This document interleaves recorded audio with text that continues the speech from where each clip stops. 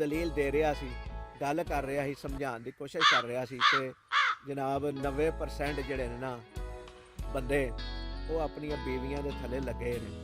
ਤੇ ਮੈਂ ਇਹ ਸਮਝਿਆ ਕਿ ਸ਼ਾਇਦ ਇਹ ਮੈਨੂੰ ਗੱਲ ਸਮਝਾਉਣ ਦੀ ਕੋਸ਼ਿਸ਼ ਕਰ ਰਹੇ ਨੇ। ਮੈਂ ਉਹਨਾਂ ਦੀਆਂ ਸਾਰੀਆਂ ਗੱਲਾਂ ਬੜੀਆਂ ਗੌਰ ਦੇ ਨਾਲ ਸੁਣ ਰਿਹਾ ਸੀ ਔਰ ਗੱਲ ਕੀ ਹੋ ਰਹੀ ਸੀ, ਔਰ ਉਹਨੇ ਆਪਣੀ ਤਰਫ ਇਸ਼ਾਰਾ ਵੀ ਕੀਤਾ ਕਿ ਮੈਂ ਉਹ ਬੰਦਾ ਵਾਂ ਕਿ ਜਿਹੜਾ ਬੀਵੀ ਦੇ ਥੱਲੇ ਨਹੀਂ ਲੱਗਾ।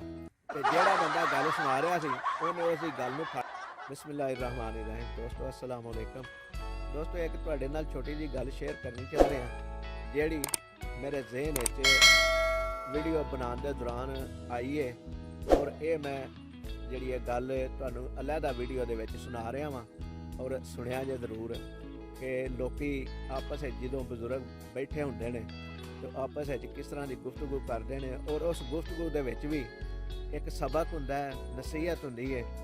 ਔਰ ਉਹ ਕੀ ਹੈ ਕਿ ਇੱਕ ਦਫਾ ਮੈਂ ਬੈਠਾ ਸੀ ਆਪਣੀ ਦੁਕਾਨ ਦੇ ਉੱਤੇ, ਕਰਾਚੀ ਦੀ ਗੱਲ ਸੁਣਾ ਰਿਹਾ ਵੀ ਮੈਂ ਸਾਬਕਾ ਸਮਝ ਲਓ ਕਿ ਆਪਣੇ ਮਾਜ਼ੀ ਦੀ ਗੱਲ ਸੁਣਾ ਰਿਹਾ ਜਿਹਦੇ ਵਿੱਚ ਮੈਨੂੰ ਨਸੀਹਤ ਬੜੀ ਹੋਈ। ਉਸ ਵਕਤ ਮੈਂ ਸ਼ਾਦੀशुदा ਨਹੀਂ ਸਾਂ ਤੇ ਕਾਫੀ ਸਾਰੇ ਬਜ਼ੁਰਗ ਬੈਠੇ ਹੋਏ ਸਨ ਤੇ ਮਕਾਲਮਾ ਇਹ ਹੋ ਰਿਹਾ ਸੀ ਕਿ ਸਾਰੇ ਲੋਕ ਜਿਹੜੇ ਨੇ ਨਾ ਆਪਣੀਆਂ ਬੀਵੀਆਂ ਦੇ ਥੱਲੇ ਲੱਗੇ ਹੋਏ ਨੇ।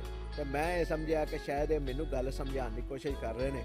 ਮੈਂ ਉਹਨਾਂ ਦੀਆਂ ਸਾਰੀਆਂ ਗੱਲਾਂ ਬੜੀਆਂ ਗੌਰ ਦੇ ਨਾਲ ਸੁਣ ਰਿਹਾ ਸੀ ਔਰ ਗੱਲ ਕੀ ਹੋ ਰਹੀ ਸੀ ਕਿ ਇੱਕ ਬੰਦਾ ਕਹਿ ਰਿਹਾ ਸੀ ਕਿ ਮੈਂ ਦਲੀਲ ਦੇ ਰਿਹਾ ਸੀ, ਗੱਲ ਕਰ ਰਿਹਾ ਸੀ, ਸਮਝਾਉਣ ਦੀ ਕੋਸ਼ਿਸ਼ ਕਰ ਰਿਹਾ ਸੀ ਕਿ ਜਨਾਬ 90% ਜਿਹੜੇ ਨੇ ਨਾ ਬੰਦੇ ਉਹ ਆਪਣੀਆਂ ਬੀਵੀਆਂ ਦੇ ਥੱਲੇ ਲੱਗੇ ਨੇ।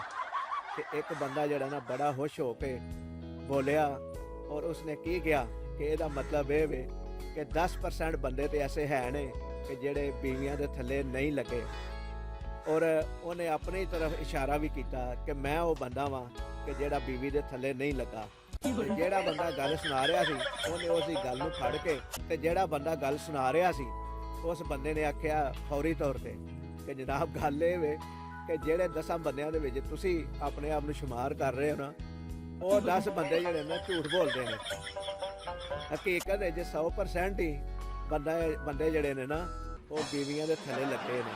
तो दोस्तों गल अगर पसंद आई हो तो लाइक करिया जे, शेयर करिया जे, चैनल ਨੂੰ सबसक्राइब करिया जे और कमेंट बॉक्स ਦੇ ਵਿੱਚ एक कमेंट लाजमी करिया जे ताकि ਸਾਨੂੰ ਤੁਹਾਡੀ ਰਾਏ ਦੇ ਬਾਰੇ ਚ ਇਲਮ ਹੋ ਸਕੇ।